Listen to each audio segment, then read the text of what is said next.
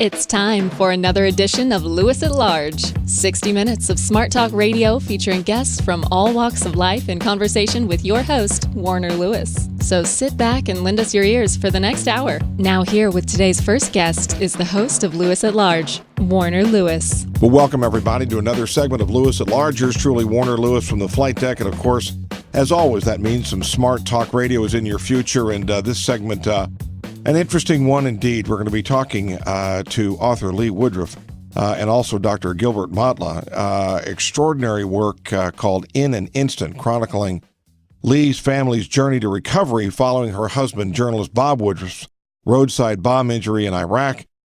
Lee is a very, very talented and well-known author. She has worked for a variety of publications, including Working Mother. She also has seen her work in Ladies' Home Journal, Real Simple, More, Good Housekeeping, Parade, amongst others. Dr. Matla is a board-certified in obstetrics and gynecology, as well as reproductive endocrinology and infertility, treats many U.S. veterans in his Annapolis, Maryland practice, and is a member of the American Society for Reproductive Medicine. As they say, you two, there's nothing like a good introduction, and that was nothing like a good introduction. Welcome to Lewis at Large. Thank you, Warner. Nice to be here. Well, again, we appreciate you both. We know this is an important subject, and we're very excited to have you on. Lee, if we could, let's start with you. If you could give our Lewis at Large listeners a little bit of a setup about Bob's injury. Tell us a little bit of the circumstances, and then we'll take it from there.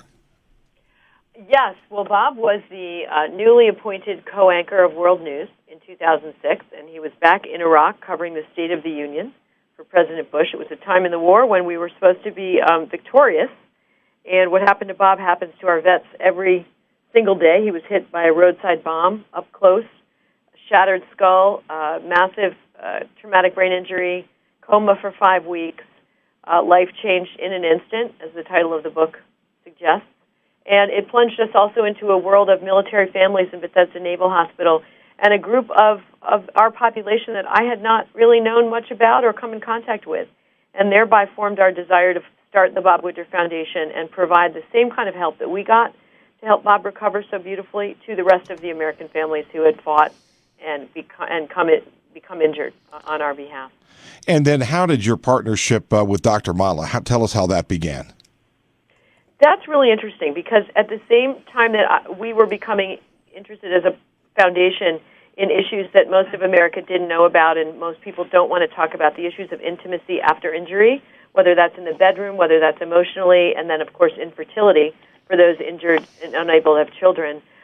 Dr. Matla can describe in a second what he and all of his colleagues in the infertility industry, as well as the pharmaceutical companies like Ferring Pharmaceutical, were doing to help our veterans because of our government's inability to act on a bill which is presently in Congress that would give access to in vitro for injured vets. But we combined forces serendipitously. Dr. Matla and his partner, Dr. Levy, had been the doctors for Bob's and my in vitro twins 16 years ago, and it's all kind of a big, beautiful circle. Isn't it, Dr. Matla? It is. It's ironic. Yeah.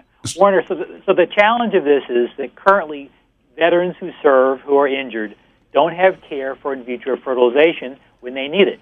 And there's some 3,000 veterans who need IVF care to start or complete their families. And the irony of this is that if these veterans were still active duty, our government would, in fact, pay for their IVF care. But when they transition to the VA, they lose that benefit. And it's a head-scratcher as your listeners hear this, and people on the street as well. Why wouldn't we care for our veterans when they did so much for us? And Right. It dates back to 1992 when Congress prohibited this.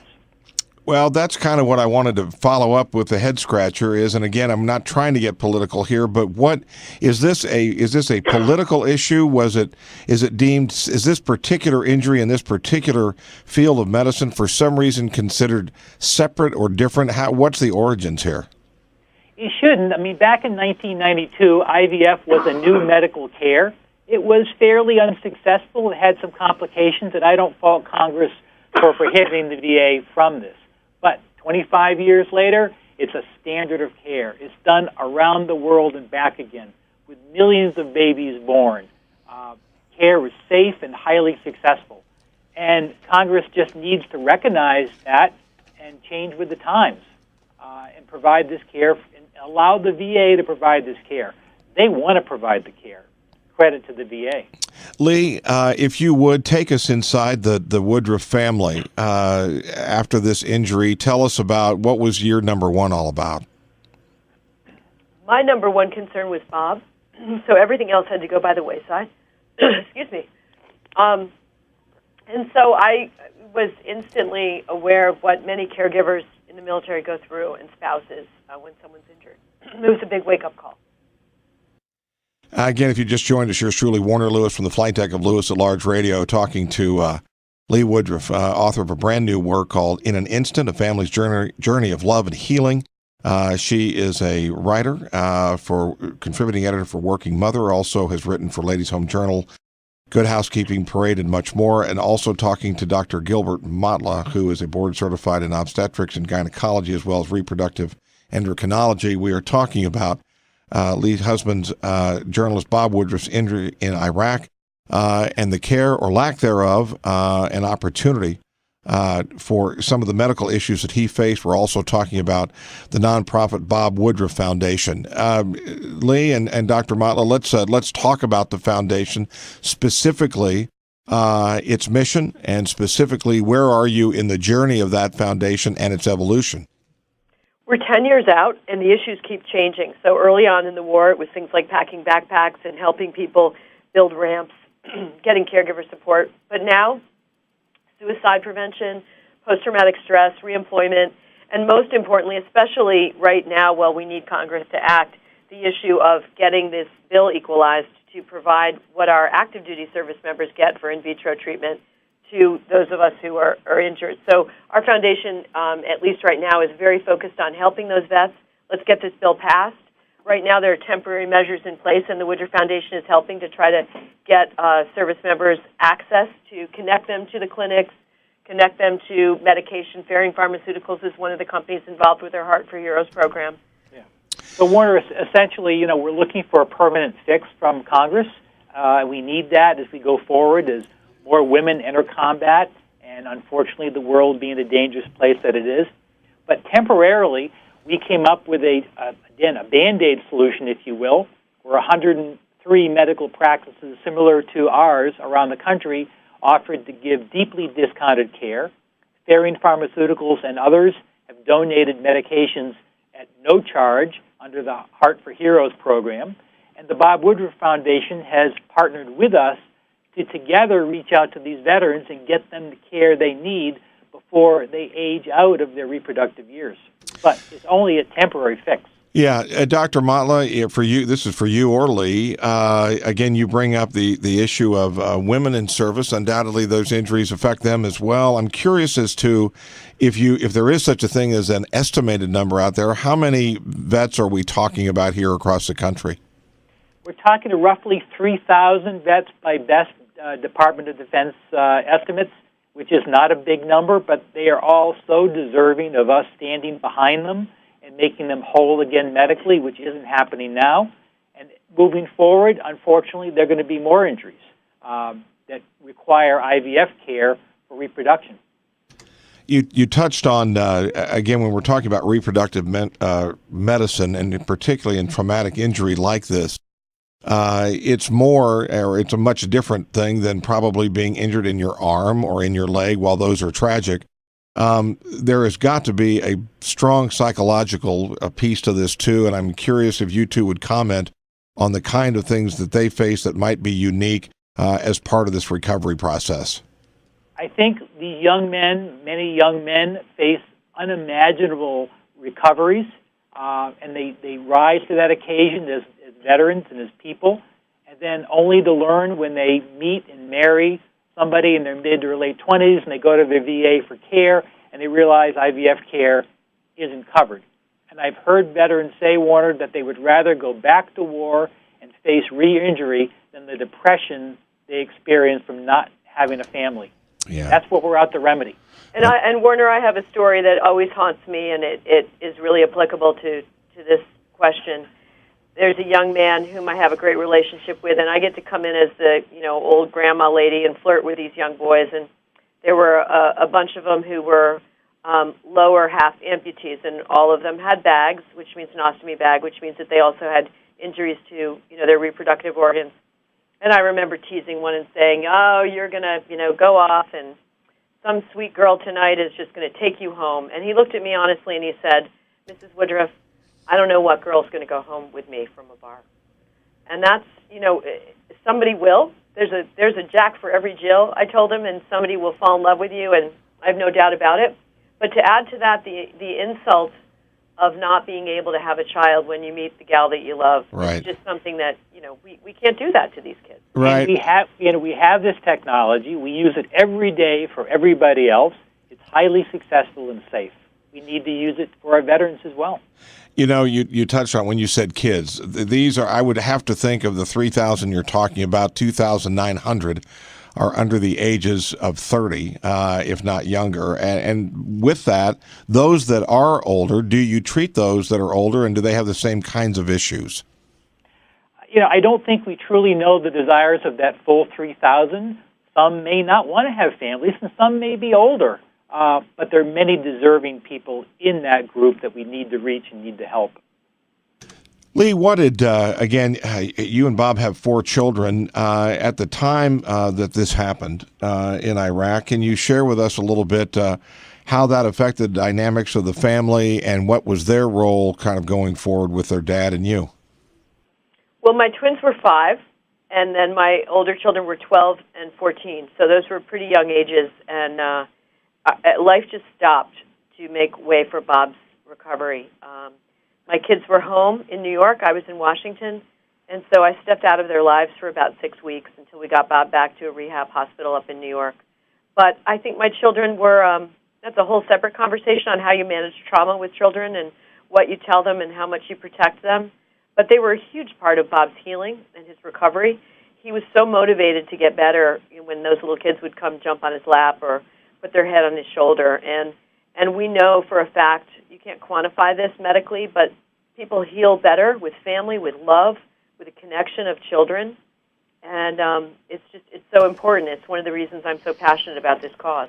Warner, as a physician caring for some of these injured men, yeah. I've heard people say quadriplegics who have many medical issues and many daily life challenges. I've heard them say, "It's my kids that make me get up in the morning and deal with my issues." Dr. That's what you want to give them. Yeah, that's certainly a message of hope for sure. I'm curious, can you share with our listeners some of the technological, so to speak, and medical advances in this science of reproductive care, let's just say over the last 10 years, and obviously you must be very, very hopeful. I am. This technology has advanced light years over 1992. We're now able to take one sperm and one egg and create an embryo and put that one embryo back in a woman and have a very high success rate. We have great control and great success. The patients that you all work with, and Lee, I'll throw this out to you as well, those that you visit, are they necessarily hospitalized in veterans hospitals, or are they home, or are they in sort of private hospitals, so to speak, or is it just a mix of all three? Boy, for me, it's a mix of all three. I get the chance every so often to go to a VA hospital. There are 4 centers of excellence for traumatic brain injury around the country, and I've been to all 4 of them. But many of the vets we meet through a variety of different ways. I mean, it's so funny. We always use the term veteran as if it's sort of a different gender or species, and really veterans are people too, is what I say. So when you ask somebody to name their attributes from father, uncle, employee, doctor, veteran comes down on the list somewhere about 13 in the way someone describes themselves, not only because of their humility as a veteran, but also it's just not how somebody who's served and has gotten out of the service defines themselves every single day. And that's part of the amazing humility to me of these heroes every single day. But we meet them in all walks of life. And every time I give a speech somewhere around the country and I ask people to raise their hands if they know someone who served, I'm always amazed at the number of hands that go up. Let me ask this of both of you. You talked earlier about what you're seeing as sort of political roadblocks and certainly roadblocks to funding from the government and maybe an awareness and a sensitivity to this subject. What, in your opinion, what changes that? What is there a defining moment? Is there a trigger incident, so to speak, or what needs to happen? Or is it just simple political pressure to get a more responsive government to this kind of injury and these issues? Yeah, I think that's probably the nail on the head. I think it's an uprising from all of us saying we want to make our veterans whole. We don't want to not provide for their creating families. In other words, we do this for active duty. We need to have that parity with our veterans. They served us. They were injured because of us. We owe them that. And as Gil said, this is a finite number of people. This isn't a blank check that's going to take care of untold millions. If we can't take care of less than 3,000 people, and let's add a few more to that as the years progress, then shame on us as Americans, because we have more than enough in this country. And, Warner, I worry about young men and women who volunteer for our armed forces who may learn of this and say, if I'm not going to be made whole, maybe I won't serve after all, or maybe I'm too afraid to serve, knowing my government won't stand behind me. What is there anything in particular on the horizon politically that makes you a little bit more hopeful, or are you seeing this as a dead end and we're at a real call for action point? I think we're at a call for action, but I'm also very hopeful that a lot of our legislators, from advocacy work, from a lot of the work veterans have done on Capitol Hill themselves, will have created an awareness and a commitment to hopefully get this passed. Is there, what kind of support or again, non-support, you touched on it a little bit earlier, from the Veterans Administration? I would think this would have to be right in their wheelhouse. I was just emailing with Secretary Bob McDonald, the head of the VA, about 2 or 3 days ago, because I was so, personally as a citizen, so disheartened by our government that we can't pass this. And he said, Lee, I am so with you. I'm so determined that this goes through. This is not a VA issue. As Gil said, they're all very much in favor of getting this passed. Honestly, I think it's a political issue right now. I think the people have made it a football, and a couple of loud, squeaky wheels are trying to change the facts. And the facts are, as Gil said them, this is a technology that works. It can't possibly be a political, religious, or ethical Rubicon, because we've already crossed that with active duty service members. So what's the issue? We're equalizing it, as Gil just said, for those who are most egregiously injured and have gone over and actually gotten injured for us. We already offer it to service members on active duty.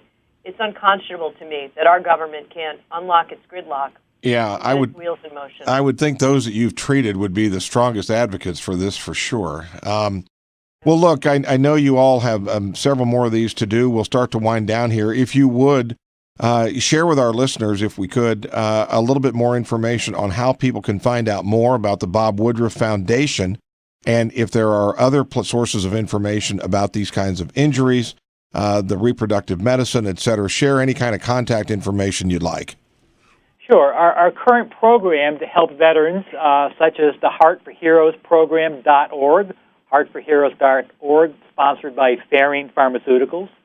There's a patient advocacy organization, a great resource called resolve.org. And our medical organization is the American Society for Reproductive Medicine.org. Okay. And Lee, what about finding out more about the work that you do and information on Bob as well? That would be great. It's bobwoodrufffoundation.org, and you can see all of the things that we're involved in. We're really proud of our work. And Bob is covering Asia for ABC News. So he's been back and forth from Beijing all year, and he is so fortunate to be back doing the work he loves as a journalist.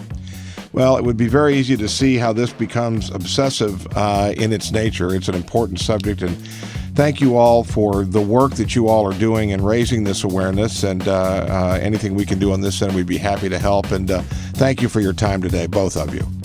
Warner, thanks for having us. You bet. We'll be back with more right after this on Lewis at Large.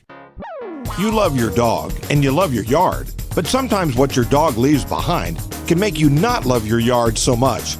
Well, when that happens, it's Call of Duty Pet Waste Removal Service to the rescue. Large or small dogs, big yard or small, call Call of Duty. They clean up the mess your dog leaves behind. So if you're tired of cleaning pet waste from your yard, call Call of Duty.